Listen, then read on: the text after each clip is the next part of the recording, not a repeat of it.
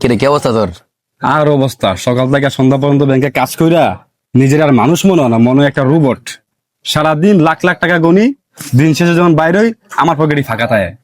আর যে ক টাকা বেতন পাই তো মাসের অর্ধেক গাইতেই শেষ। তবু তো মামা তুই একটা চাকরি করস, তোর একটা ভিত্তি আছে যে মাস শেষে টাকা আইব।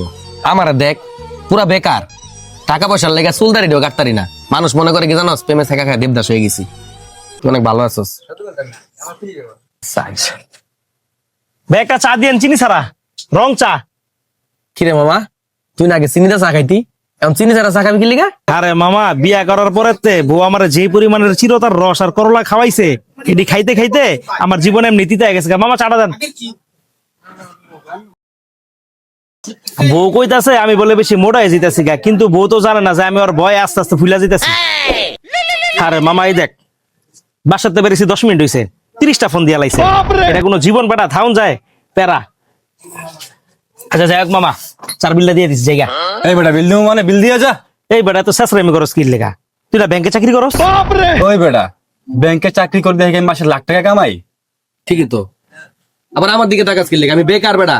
বিসিএস এর সিলেবাস পড়তে পড়তে আমি বিসিএস এর সিলেবাস হয়ে গেছি গা। মামা নাটক কম করো, বিলটা দিয়ে দিও। তুই আমার দর্শক কি লেখা? আয় তুই আয় পর, বিলটা দিয়ে দিস।